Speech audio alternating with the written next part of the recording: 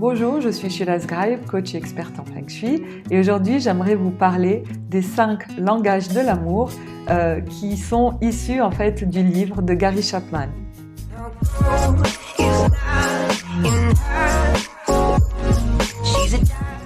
Gary Chapman explique dans son livre que nous avons 5 façons de communiquer l'amour et donc de donner et de recevoir l'amour. Et nous n'avons pas toutes et tous la même façon préférée de recevoir et de donner l'amour. Donc il explique que des fois, lorsque nous recevons l'amour d'une certaine manière qui ne correspond pas à notre manière préférée, nous pouvons avoir l'impression de ne pas recevoir de l'amour. Et cela peut créer des frustrations dans une relation à deux, que ce soit par exemple dans une relation de couple ou dans une relation entre deux amis, ou parents-enfants, à partir du moment où il y a quelqu'un qui essaye d'exprimer son amour d'une certaine manière, mais qui n'est pas bien reçu de l'autre côté, c'est là où ces 5 langages de l'amour sont intéressants. Alors je vous invite à les découvrir aujourd'hui. Et le premier langage de l'amour, tel que défini par Gary Chapman, est le langage de l'amour par les mots. Donc tous les mots de valorisation, de soutien, les mots tendres, tout ce qui est expression avec des mots, c'est ce qu'il répertorie comme étant le premier langage de l'amour. Donc ici, pour exprimer l'amour avec ce langage, ce premier langage, eh bien il s'agit par exemple de faire des compliments, d'exprimer de la gratitude pour ce que l'autre fait pour nous, d'exprimer des encouragements par rapport à ce que l'autre est en train de vivre. Tout ce qui est exprimé par des mots qui sont agréables à entendre et qui font peut-être chaud au cœur à l'autre sont cette première façon d'exprimer l'amour, donc le premier langage d'amour qui sont les mots. Et le deuxième langage de l'amour, ce sont les cadeaux. Mais alors pas des cadeaux pour un remboursement de services rendus, un cadeau qui vient du cœur. Ça peut être quelque chose qu'on a confectionné par nous-mêmes ou un cadeau de très très grande valeur. Peu importe, mais c'est le fait d'offrir un cadeau à l'autre. Et ça, c'est la seconde façon d'exprimer l'amour, le deuxième langage de l'amour selon Gary Chapman. Le plus important ici, c'est que le cadeau ne doit pas être donné pour recevoir quelque chose en contrepartie. Ça doit être un cadeau donné sans aucune attente en retour. C'est ça le langage de l'amour avec le cadeau. Et puis il y a quelque chose de très important aussi, c'est qu'on ne peut pas forcer l'autre à recevoir notre cadeau. Si par exemple nous décidons d'offrir un cadeau, même sans rien attendre en retour, et que l'autre n'est pas en capacité de le recevoir, accueillez cela, ça ne parle pas de vous, ça parle de la personne.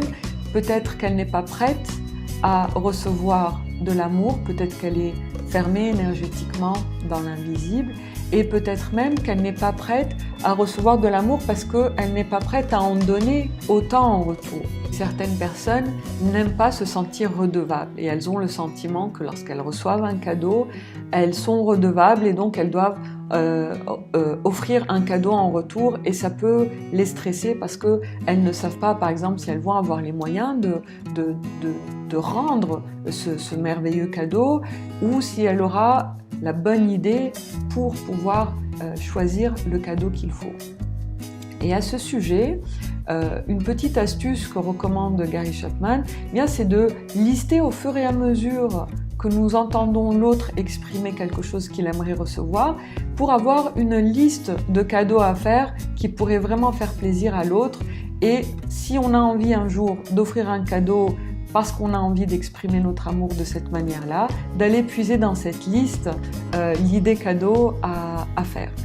Alors ici, il s'agit du second langage d'amour, offrir des cadeaux. Voilà. Et le troisième langage de l'amour selon Gary Chapman, c'est ce qu'il a appelé les services rendus.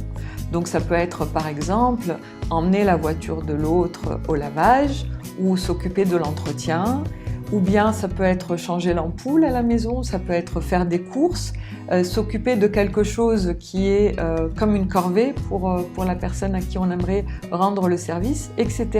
Mais attention à vérifier avant que cela rende réellement service à la personne, que ça fasse réellement plaisir. Parce que des fois, on a envie de faire plaisir à l'autre et de lui rendre ce service, mais ça peut être perçu d'une manière agressive pour l'autre. S'il ne souhaite pas qu'on s'occupe de telle chose, eh bien, si la personne vient et qu'elle insiste pour s'en occuper, ça peut être mal perçu, ça peut avoir même l'effet inverse. Par exemple, si vous souhaitez rendre service à la personne que vous aimez en lui disant « Laisse, je vais faire moi ce bricolage ou je vais moi emmener la voiture pour son entretien », l'autre peut percevoir ça comme étant il n'est pas capable de s'en occuper tout seul, il n'est pas capable de faire, l'autre n'a pas confiance en le fait qu'il puisse le faire correctement. Et ça peut même être très désagréable pour la personne qui reçoit le service. Donc, avant de rendre service, posez la question, est-ce que ça te ferait plaisir que je m'occupe de ça pour toi ?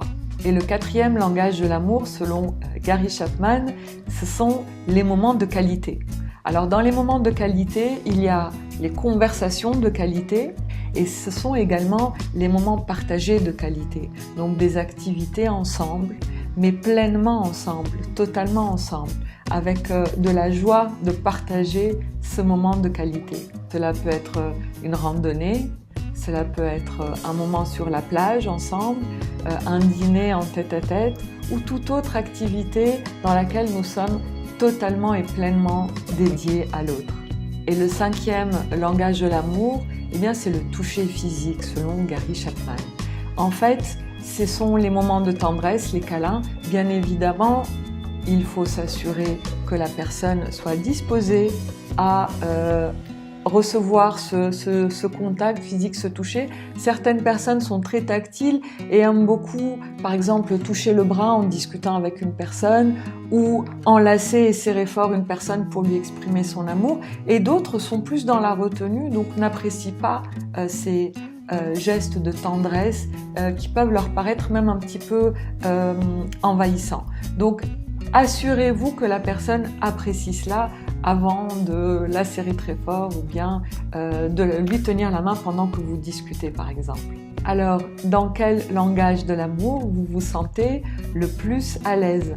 Est-ce que vous avez identifié la manière avec laquelle vous êtes habitué à donner l'amour? Est-ce que vous avez observé aussi la manière avec laquelle vous aimez recevoir l'amour? Parce qu'en fait, Gary Chapman dit qu'on a une façon préférée, peut-être deux, de recevoir et de donner l'amour, et que c'est de cette manière-là qu'on est nourri à l'intérieur. Et également, est-ce que vous avez observé la manière avec laquelle, par exemple, votre partenaire souhaite recevoir l'amour? Parce qu'habituellement, on donne l'amour de la manière avec laquelle on aimerait recevoir l'amour. Alors qu'il s'agit plutôt d'observer l'autre et comment lui aimerait recevoir l'amour pour pouvoir exprimer votre amour, disons, d'une manière la plus agréable possible pour l'autre.